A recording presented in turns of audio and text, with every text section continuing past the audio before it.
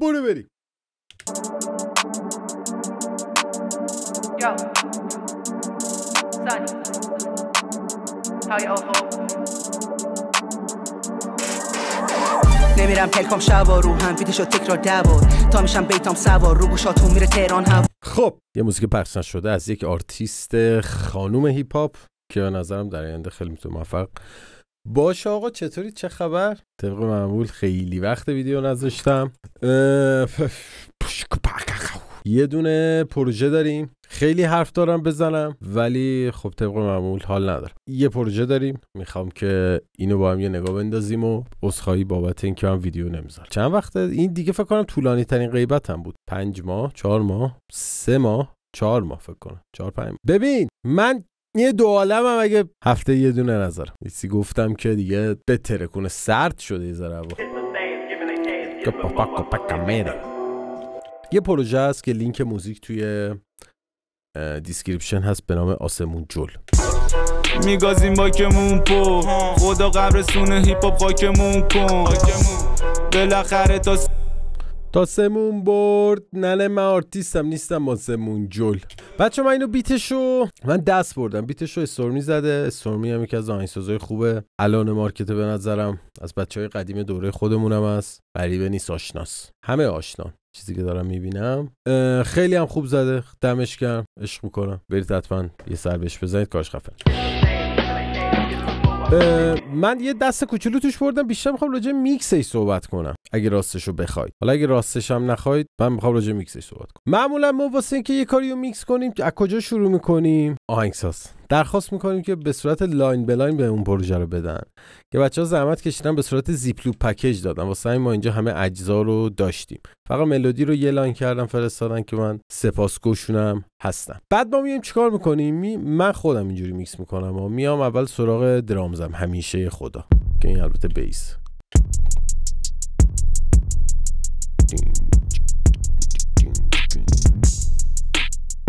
البته الان من اینو قبلا میکس کردم، میخوام به شما نشون بدم با این وضعیت، با این هدفون که اصلا برای میکس نیست، بعد روی کلاه هودیمه که دیگه اصلا کلا میکس نمیشه کرد. یعنی اگه چیزی به لحاظ کوالیتی میگم کس میگم، فنی که اینجا قبلا انجام دادم میخوام نشونتون بدم. آها بچه ویدیوهای من حاوی الفاظ رکیکه، حواستون باشه دیگه. گوش میدید تو خونه، گوش میدید نمیدونم تو جمع گوش میدید، حواست باشه. آموزشی، موزیکش آموزشیه، باقی چیزاش آموزشی نیست. طبق روال همیشه به نظر میاد که سایت چین کردم، چیزی که دارم میبینم. بله سایت چین کردم طبق همیشه بچه‌ام، کیکوبیس سایت چین کردم. فقط سوالم از خودم اینه که فکر کنم اینو زدم، دوتاشو زدم، حالا شاید هم یکشو زدم، ولی در هر صورت کیکوبیس همیشه سایت چین کردم رو بیس. و یه جنایتی هم من اینجا کردم که مطمئنم تقصیر فل استودیو، به خاطر اینکه این پلاگینر جدید داده بود، من خواستم استفاده کنم، بیس رو وایت کردم. الان این سری میگم بگیره گفتی بیس باید مونو باشه. چرا بیس باید مونو باشه؟ منظور از بیس نه، بیس نباید لوتون باید مونو باشه، بیس میتونه وایت باشه. حالا قسمت لوشو میتونی مونو کنی، ما بقیه‌شو بذاری گله گشاد لنگ و بندازه وسط موزیک. که کار خوبی کردم. الان که دارم نگاه میکنم با اینکه خیلی ازش گذشته ولی به نظرم کار خوبی کردم. این چیه؟ خوبه. ریوربش میتونست بیشتر باشه. اینجوری بود بهتر می بود. اسنیر هم قبلا یه بار وایت کرده بودم. خب این که بهتره که، چرا شاید بعدا پشیمون شدم اینکه وایت کردم. ولی کلا مثلا اسنیر و های حتی میشه یه جاهایی وایت بازی کرد، بیس رو میشه، حالا کیک نه. پلاگین جدید خود افله ولی ایمیجرای ایزوتوپ و ویوز و اینا هم هستش. بچه‌ها من تخفیف‌های دوره رو برداشتم. یه ذره کلا از این فرم تخفیف گذاشتن خوشم نمیاد راستشو بخوام. مثلا برای عید باحاله، عید دیگه، ولی اینکه مثلا دیگه خارج از اون میخوام تخفیف بذارم اینا خوشم نمیاد. کلا برداشتم دیگه، تخفیف نمیذارم. یه قیمت معقول بین قیمت اورجینالش با قیمت تخفیفش اونو کردم، قیمت ثابتش دیگه همیشه همون قیمته. یا من اینکه عیدی چیزی باشه کمون، یعنی عید خودمون، عید نوروز، ولنتاین، والا نه اما عید خود دیگه. هر کی میخواد تهیه کنه توضیحات چند تلگراممه. روی چیزی هم دارم کار میکنم که امیدوارم تا عید برسه. امیدوارم برسه. چیزی که البته الان اینجا هست، بذار ببینم، شاید باورتون نشه ولی داشتون داره خودشو میزنه، یه برسه، شاید تا به احتمال زیاد میرسه. اون موقع که آماده شه، من بچه‌ای که دورای منو دارن، من اونو بهشون اگر خدا بخواد رایگان هدیه میدم. یعنی هر کی که دوره منو داره اون برم هستش. یه سایتیه که یه چیزی رو دارم توش آماده میکنم، خیلی خفنی. بعد حالا از الان میتونید به فکر باشید اگه اون موقع خواستینش، از اگه هر کی دوره من تهیه کرده باشه، موقع من تقدیمش میکنم 2 دستی، شاید یه دستی فرقی نمیکنه. بریم سراغ بقیه داستان. ببین چیزی که به من دادن چیز تمیزی بود، چون میگم بچه‌ها با مدل کاری من آشنا بودن، حالا شاید یه بخشی هم مثلا خود من یاد گرفته باشن. خیلی لاینای تمیزی به من دادن، تجربه هم بود، یعنی تجربه داشتن. کسی که این بیتو زده بیت اولی نبوده، میدونی چی میگم، قشنگ منو 400 تا بیت زده. لاین درامزی که من داد واقعا لاین تمیزی بود و من دقت کنید خیلی کاری نکردم مثلا روش، مثلا جای کار نداشت. حالا بریم سراغ ملودی و اون پلاگین معروف که من همیشه میزنم، انهانسر، جنایت بزرگ.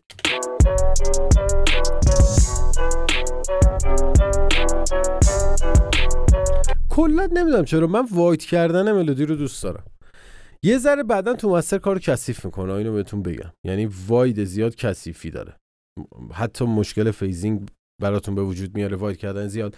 ولی من دوست دارم وایت کردن ملودی رو، نمیدونم مثلا موزیک پهن دوست دارم، میدونی چی میگم. و انهانسر تا الان خوبه، که البته این اسپریدم جدید زده افل، اینم خوبه. حالا کوشش همجا بود بازش کردم، اینم خوبه. ایمیجرم خوبه، اسپریدر درسته، آره اسپریدر.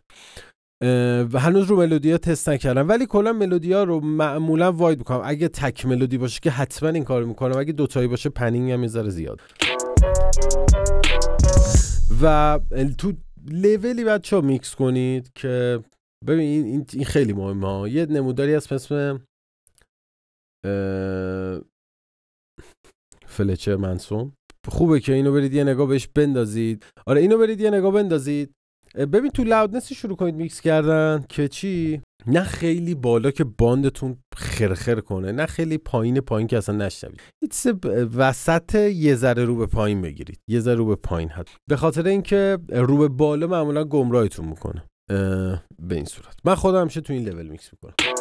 حالا الان این چیزی که شما دارید میشنوید بالا، به خاطر اینکه لاین مستر من روشنه. کلا برید یه نگاه اون نمودار بندازید، یه توتوریال کوچولوی سوسک راجبش ببینید. بالاخره تاسمون برد، یکی دوتا رو میذارم بعد یکی دوتا رو میزنم درجا.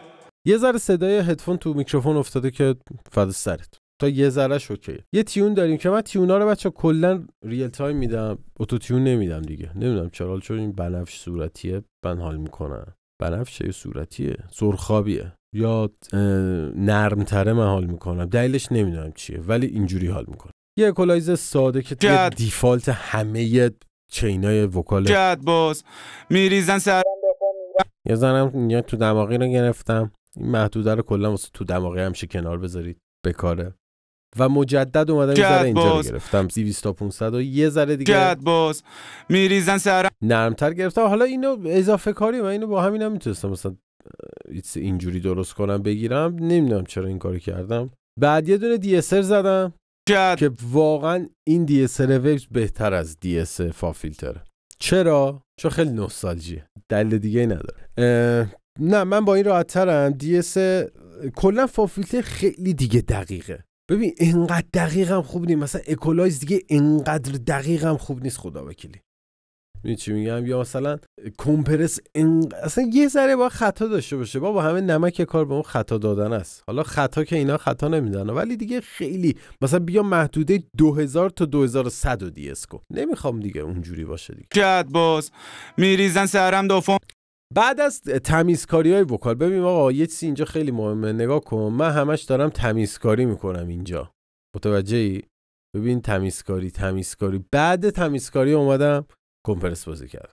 اوکی جد باز. چرا این کارو میکنیم؟ دلیلش اینه که ما کمپرس میکنیم که اون لاینه یه جونی بگیره که دیگه توضیح واضحات، یه شخصیتی بگیره اگه کمپرس رنگ داشته باشه. و خب اگر یه سری اضافات و کثیفی ها داشته باشه وکال، خب اونا هم جون میگیره. خب ما نمیخوایم اینجوری باشه، لذا این کارو میکنیم. اوکی، یعنی اول کرکتیو کار میکنیم بعد کمپرس میزنیم که اون حالا رنگ و شخصیت و کاراکتر و حالی که میخوایم به وکال بدیم دیگه اون اضافاتش نگیره. یه راجع به شخصیت بگم، از من بچه‌ها قبول کنید به عنوان یه برادر کوچیک‌تر یا بزرگتر، نمیدونم بچه‌های توی خونه چند سالش. من یه سری تجربه میخوام بهتون بگم. اصلا چرا دارم اینو میگم نمیدونم. من فقط تو این چند سال زندگی، تو این 7-8 سال که موزیک کار میکنم، فقط کارم موزیک نبوده. من شرکت دارم، نیرو دارم، سه تا سایت دارم، کلی کارهای دیگه کردم، دفتر داشتم. ببین پولو میباز دوباره در میاری، دوباره میباز. رفیقو از دست میدی، رفیق به دست میاری، رفیق از دست میدی، رفیق به دست میاری. حالت خوبه، حالت بده، هی بالا پایین میشه. ولی یه چیزی رو اگه ببازی همه چی رو باختی، اونم شخصیته داداش. یعنی اگه یکی بیاد ان بزنه به شخصیته و ان نزنی بهش، خیلی باخت دادی. نذارید هر کسی هر جوری که دوست داره باهاتون رفتار کنه. اگرم یک بار اشتباه کرد حالیش کنید، اگه دوباره اشتباه کرد انگشتش کن. این خیلی مهمه بچه‌ها. شخصیت رو ببازید. پول خوبه ولی نه به هر قیمتی. موفقیت خوبه ولی نه به هر قیمتی. دستاورد خوبه ولی نه به هر قیمتی. شهرت خوبه ولی نه به هر قیمتی. همه اینا خوبه اگه همراه با شخصیت باشه. اگه همراه با شخصیت نباشه یه شا نمیارزه. شخصیت هم فقط به با ادب بودن نیست. من کلی آدم با ادب میشناسم که سرتو برگردونی تا اینجا کردن تو کونت. میدونی چی میگم؟ شخصیت اینه که بقیه باهات درست حرف بزنن. اگه هم حالا چیزی بهت میگن تو قالب شوخی باشه. اگه چیزی کاری واسه کسی میکنی قدرشو بدونه. اگه میدونی کل اینا میشه شخصیت. کلا کسی مفتتو نبره. برای خودی شخصیتی قائل باشی. اینو گفتم بگم. لاین وکالم همینه. لاین وکالت شخصیت نگیره تو موزیک در نمیاد. یعنی ریوربش کم و زیاد باشه اوکیه. نمیدونم دارم ربطش میدم و کس شعر دارم میگم. مثلا این موضوع کردم میگم چه ربطی به قبلی نه. دارم مثلا میخوام بگم که مثلا خیلی فلسفی. وکالم همینه. ریوربش میتونه کم و زیاد باشه، نمیدونم دیلیش، ولی رنگش کم و زیاد باشه کار در نمیاد. معمولا ما اضافاتشو میگیریم بعد کمپرس میکنیم. حالا من اینجا اومدم یه دونه توی زدم اپتو، یه پیک ریداکشن جد باز میریزن سر معمولیه، خوبه، چیز زیادی نیست. بعدم اومدم یه فت زدم. چرا همچین کاری کردم؟ الان دیگه کسی این کارو میکنه. یه اپتو روش یه فت جد باز مثلا که مثلا یه ست سس چیلیتای بزنی روش یه قاشق سس خردل هم بزنی. البته سیب زمینی ها همه اینجوریه دیگه. یعنی چیلیتای میده، خردل این چیزا هم میده، سس پنیر، حالا هر سوسی. جد باز میریزن سرم دافا میرم مرجا، یکی دوتا رو میذارم بعد یکی دوتا رو میزنم درجا. خوبه، نه خوبه، اوکی. من کلا استایل بلکش رو بیشتر دوست دارم از بلوش. نمیدونم واقعا علمی نمیدونم اون پشت چه اتفاقی داره میفته، که چون من سخت افزارشو نداشتم، ولی به لحاظ کدی هم نمیدونم چه اتفاقی داره میفته. جد باز و پای ثابت همه وکالای من این پلاگین جزو پلاگینایی که مدت زیادی با من موند. یعنی من یه پلاگین دیگه بهتون معرفی کنم توی این فضا، نمیدونم هنوز دارمش یا نه. دارمش. این پلاگین هم خیلی پلاگین خفنی، بلک باکس. اگه سچورشن بازدید برای وکال، حالا یا درامز یا حالا موزیک هر لاینی، ولی من این یه قلم خیلی بیشتر اخت شدم باش. اونم همیشه استایل انش. پیشنهاد میکنم تو چینتون داشته باشید. حالا یکی دو بار امتحانش کنید ببینید چی جوریه. من پیشنهاد میکنم که جواب بریم سراغ ریوربش. ریورب این کارو مطمئنم علی قطب داده، چون پرو آره. یعنی من پرو آر میبینم که علی قطب تو این پروژه دستی برده. جد باز میریزن سرم دافا میرم مرجا، یکی دو. ببین نکته که ریورب داره اینه که ریورب واید شده. خب حواستون باشه ریورب واید میکنید. اونم دقت کنید ما اینجا حواسمون نبود، ولی واید میکنید حواستون باشه. یعنی همیشه پشت بند ریورب یه دونه اکولایز باز کنید ببینید دقیقاً چه شتی دارید تحویل جامعه میدید بره اون بیرون. جد باز میریزن مثلا من اینو دارم میبینم قشنگ باید اینجا جد باز میریزن سرم دافا میرم مرجا، یکی دوتا. این میخورده حالا نخورده دیگه چیکار کنم. جد باز اوکی. میریزن یه دیلی داریم که فیدبکش هم شاید کم کنم. پس همه میکس رو دارم ادیت میکنم.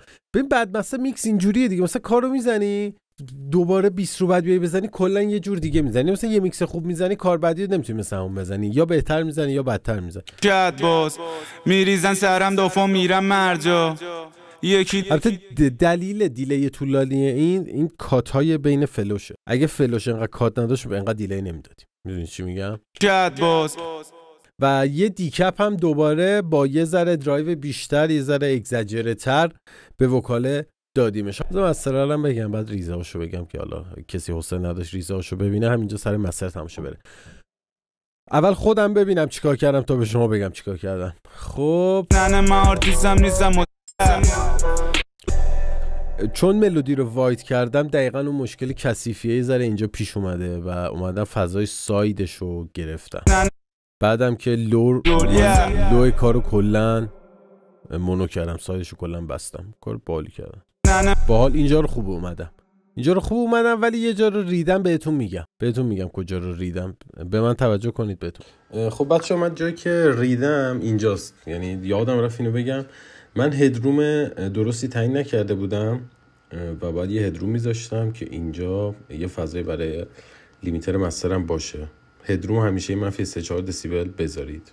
کاری که من کردم یه تقلبه که هدروم نذاشتم که بعداً لاودنس بگیرم. شما نکنید این کار. بعد اومدم بمای ذره کنترل کردم. نه من آرتیستم نیستم. اینو من زدم مسترشو، یه ذره به چشم آشنا نیست. نه من آرتیستم نیستم واسمون جول. میبینی اینو یه ذره گرفتم چون خیلی میکوبیده بیسه. و بعد اومدم سراغ چسبنده داستان، سیریش داستان که یه ذره اجزای موزیکو بغل همدیگه نگه می‌داره، یه کمپرس که باعث گلو میشه. خیلی دیگه میگازیم با که مونپو خدا قبرستون هیپ هاپ خاکمون کن بالاخره تازمون برد. نه من آرتیستم نیستم واسمون صرف تهران برام پرام. خب معمولا تو مستر کمپرسورها ریلیزش رو اوتو میذارم و کمترین رشیو رو انتخاب میکنم چون مستر خیلی باید نرم و مثلا سوسک برخورد کنی. اینجا این کارو کردم و بعد دوباره یه MB زدم که این داره یه ذره بچه کار DSR تو محدوده شوکه و اینا رو میکنه، اونجا رو داره میگیره. اوکی. ولی برای موزیک یعنی آل راونده، روی استایل آل راونده، یعنی اگه های هت هم بزنه میگیره، استیر هم باشه میگیره، فقط وکال نیست. فضای ساید اگه های فرکانس داشته باشه میگیره. ساعت 1 شب 12:30. خب بریم سراغ ادامه. بعد به امپراتور. نه من آرتیستم نیستم واسمون جول. میگازیم با که مونپو خدا قبرستون هیپ هاپ خاکمون کن. آقا بالاخره این پلاگین شبیه مثلا فرش ایر هم اگه داشته باشید یا حتی اگه چون حالا یه ذره الگوریتمش فرق میکنه با کلا جدیدن خیلی دقت کنید میکسا به خصوص تو سبکای جدید خیلی کریستالی شده. حالا کریستالی که میگم چی؟ یعنی یه شفافیت و یه تیزی باحالی داره. یعنی قدیم ترک‌ها یه ذره میدرنج تر بود، الان خیلی کریستالیه. خب و با کریستالی شدن میکسا پلاگینای این تیپی، این مال اسل ویرچوال میکس رک اسل دیجیتاله، ریوایول اگه این اشتباه نکنم اسمش، حال چیزی که دارم میبینم آره ریوایول. فرش ایر عرضم به خدمتتون که ریوایول و فرش ایر رو یکی دیگه هم بود. کلا این تایپ پلاگینه یه ذره تو چینای مستر جا گرفته توی این مثلا چند ساله چون میکسا خیلی کریستالی شده موزیکا و اگه بخواید یه کار کریستالی تحویل بدید حتما تو چین مسترتون قرار میگیره. بعد اومدم سراغ لیمیتر L2. یه لاودنس منفی 8 گرفتیم. من واقعا طرفدار لاودنس بالا نیستم، یعنی مثلا ذهنیتم اینجوریه که اگه میخوای بلند گوش کنی ولوم بده. خب ولی خب نمیشم خلاف آب شیلنگ شنا کرد، یعنی الان همه لاودنس ها رو منفی 8، یه سری ترکات 6 و 7 دیگه هست. من حالا دیگه اونقدرم نمیخوام بگیرم ولی خیلی پایینم نمیخوام بگیرم که میکس به چش نیاد، واسه همین رو هم منفی 8 و 9 نگرش میدارم. فقط من اینجا یه کاری دیگه ای کردم که یه ذره عجیبه برام، یعنی نمیدونم موقع رو چی بودم این کارو کردم. بعد از مستر اومدم یه DSR رنج 1 زدم، اینو گرفتم. بعدش اومدم نه این کنسل شده، اینو یادم کنسل شده. و بعد یه لیمیتر دیگه داشتم که آوتپوت با این تنظیم کردم، ناکن آوتپوت منفی 0.1 گرفتم. این کارو حتما بکنید. این کارو حتما بکنید. خب یعنی رو آوتپوت 0 نبندید لیمیتر، رو آوتپوت منفی 1 بزنید که خروجی که دیگه لیمیتر در میاد منفی مثلا 0.1 دسیبل، منفی حالا منفی 0.1 دیگه خیلی، منفی 0.3 دسیبل باشه، 0 دسیبل نبندید. اینو داشته باشید تو ذهنتون. به نظرم دیگه چیکار کردم؟ بریم ببینیم من بک‌ها رو چجوری میکس میکنم. آسمو ببین چیزی که الان دارم میشنوم ریوربش زیاده، دیکیش بلخص شد خاموش شد. کامنتو ببین، دلم برات تنگ شده. بیا یوتیوب وسط ویدیو هم یه موقعی پی ام آی میدید قلبم اینجوری میشه. دوباره تیون، یه دیکپ، کار خاصی رو بک وکالا نکردم. دیلی حواستون باشه همیشه دیلی بد ریورب دیلی ندید دیگه، که اینجا میذاره ریورب زیاد بود که کمش کردم. البته این موزیک اومده بیرون، کاری که من دارم میکنم به تخم هیچ کس هم نیستش اگه راستشو بخواید. عالی دیگه قطعش کنم، ویدیو طولانی شد. بچه‌ها خیلی صحبت کردم، بیشتر دلتنگی بوده. پروژه بهونه است. خواستم بیام خودتون رو ببینم، یعنی شما منو ببینید که خیلی کسچره. یه منظور رو گرفتی دیگه، یعنی می‌خواستم که در ارتباط باشیم. من همه کارامو بچه‌ها کنسل کردم. اگه کسی هست مونده داره ته این ویدیو رو می‌بینه بدون. تو زندگی هر شغل دیگه، کار دیگه که داشتم و استوب کردم غیر یکیش، و این طبیعتاً رو موزیکم تاثیر میذاره، وقتم آزادتر میشه. هم بیشتر میتونم ویدیو بذارم، هم بیشتر موزیک بسازم. من خیلی کم موزیک ساختم این مدت، یعنی موزیک زیاد اومده بیرون، پروداکشن های من نیست، میکساش با منه، یا حتی شایدم خیلیش میکساش با من نیست، من فقط یه مستری زدم، یه چکی زدم. خیلی دوست دارم برگردم و دوباره کار کنم. دمتون گرم بابت انرژیاتون. حتما سعی میکنم که روند ویدیو گذاشتنم هم نگه دارم، دوره هم که چند تلگرام توضیحات و خیلی برنامه دارم. امیدوارم که بتونم این سری ادامه بدم. خودم یه ذره خسته شدم حقیقتا از اینکه گفتم و نشده. شامگاه تا نیک باد. عشق.